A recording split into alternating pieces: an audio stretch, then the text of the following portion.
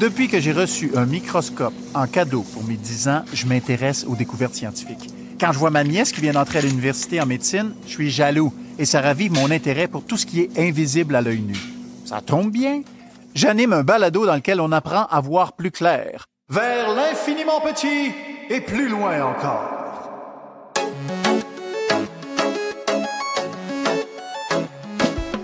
Dans cet épisode, on parle des micro-organismes. Est-ce que leur présence signifie toujours un risque pour la santé des travailleuses et des travailleurs? Je m'appelle François-Étienne Paré. Bienvenue à la SST expliquée.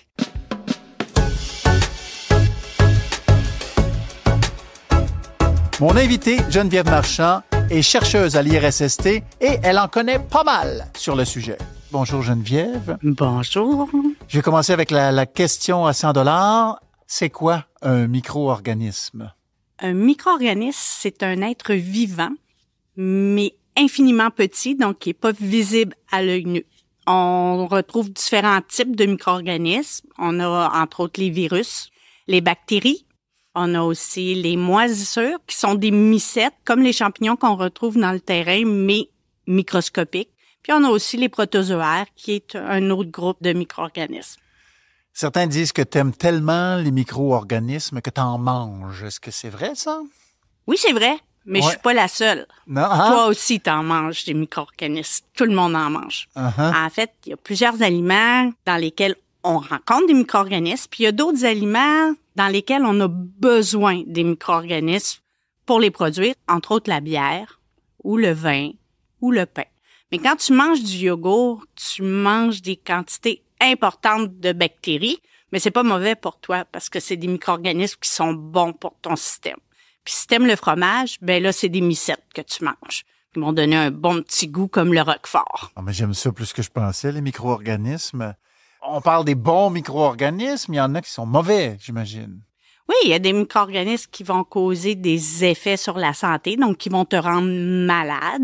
Ils peuvent causer différents effets. Surtout en santé au travail, on regarde plusieurs groupes d'effets à la santé.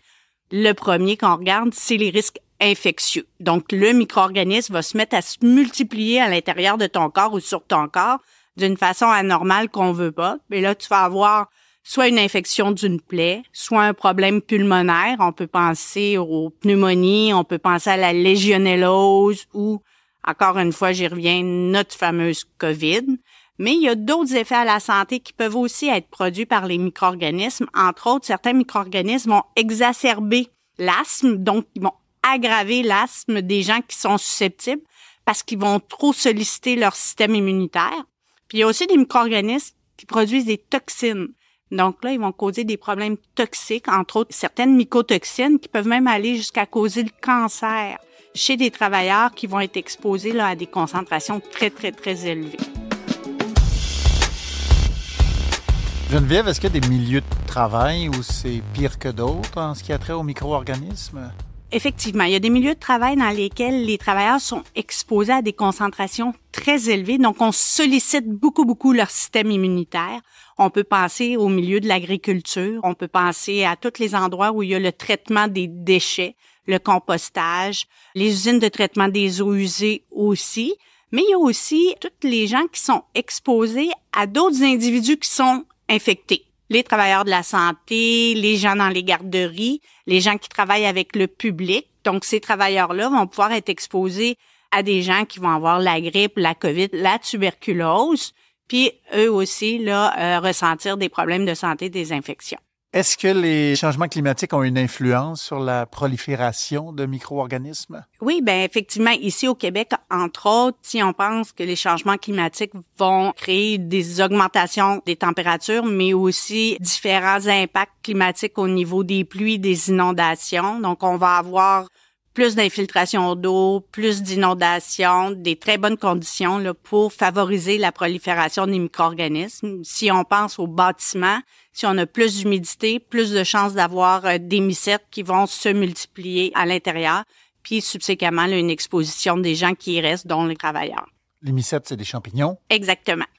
Tu l'as évoqué un petit peu, il y a des bons micro-organismes. Oui, effectivement, il y a beaucoup plus de bons micro-organismes que de mauvais micro-organismes. Donc, ta peau, ton corps, il y a plein de micro-organismes qui sont là, qui sont bons pour toi, qui vont te protéger. On parle beaucoup du microbiote au niveau des intestins, entre autres, puis on sait qu'est-ce que ça peut faire, un déséquilibre au niveau du microbiote. Mais il y a aussi dans l'environnement. Il y a beaucoup de micro-organismes dans l'environnement qui vont être utiles pour dégrader les contaminants ou les mauvais produits. Entre autres, la décomposition des feuilles à l'automne vont produire de l'humus qui vont être bons pour cultiver après ça. Ton amour des micro-organismes, est-ce que ça a commencé à 10 ans avec un microscope que tu as reçu en cadeau? Et non, pas tellement. Je suis tombée en amour avec les micro-organismes beaucoup plus tard dans ma carrière à l'université. Avant ça, j'avais pas tellement d'intérêt pour les micro-organismes, mais ma grande passion, là, vraiment, là, c'est la santé-sécurité au travail puis l'exposition des travailleurs, plus que mes petites bébites. Je comprends, mais c'est vrai qu'on te sent, on entend toute ta passion. La passion. Tu es passionné par la santé-sécurité au travail. Parle-moi donc des recherches que tu fais actuellement ou les travaux que tu fais actuellement en santé-sécurité au travail. Présentement, je suis en train de terminer un beau projet qu'on a fait sur l'exposition des travailleurs sur la collecte des déchets. Donc, de regarder comment les boueurs et le conducteur du camion sont exposés aux micro-organismes, à quels micro-organismes ils sont exposés, comment on peut définir ou les protéger là, par rapport à cette exposition-là. Je travaille également avec un professeur de l'Université de Montréal qui s'appelle Sami Haddad sur les composés organiques volatiles. Puis on est en train de regarder si on peut développer des biomarqueurs pour être capable d'évaluer l'exposition des travailleurs aux mycètes dans leur milieu de travail. Donc, au lieu d'analyser le milieu de travail comme tel, on irait voir au niveau du corps humain comment ils sont exposés, puis si on est capable de trouver des indicateurs qui nous disent qu'ils ont été exposés effectivement à des mycètes. Puis un autre projet sur lequel je travaille, c'est avec un autre professeur, mais cette fois-ci de l'UQAM, donc le professeur Benoît Barbeau, qui travaille en virologie. Donc, avec le professeur Barbeau, on regarde différentes méthodes pour générer des coronavirus dans un environnement contrôlé pour essayer de mieux comprendre puis d'apprendre comment échantillonner ces virus-là puis comment les maintenir infectieux quand on fait l'échantillonnage dans un milieu de travail pour bien documenter là, qu'est-ce qui se passe. C'est passionnant. Oui, tout à fait. Comment on se protège, Geneviève, des micro-organismes? Bien, en fait, il y a différents niveaux pour se protéger des micro-organismes. La première chose qu'on voudrait faire, c'est d'essayer de les retirer de notre environnement de travail le plus rapidement possible. C'est pas toujours possible d'enlever le micro-organisme, mais parfois on peut utiliser de la ventilation pour essayer d'aller aspirer puis retirer le micro-organisme pour pas que le travailleur soit exposé. Mais quand on n'est pas capable vraiment de le retirer du milieu de travail, mais là, ce qu'on va être obligé de faire, c'est d'aller au niveau de la protection personnelle. Si on parle des protections cutanées, on va mettre des gants. On va mettre aussi des fois des habits. On a vu souvent les petits habits blancs que les gens vont utiliser dans les laboratoires pour se protéger. Mais lorsqu'on parle des voies respiratoires, dans ce cas-là, on va parler des appareils de protection respiratoire.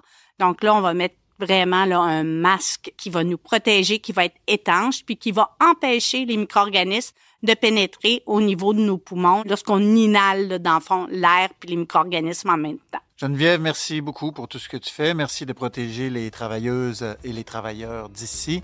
Geneviève Marchand, mon invitée, est chercheuse à l'IRSST. Elle en connaît énormément sur les micro-organismes. Merci, Geneviève. Ça me fait plaisir. Merci à vous d'avoir été à l'écoute. Je vous invite à écouter les autres épisodes du balado La SST expliquée, balado de l'IRSST sur votre plateforme d'écoute préférée.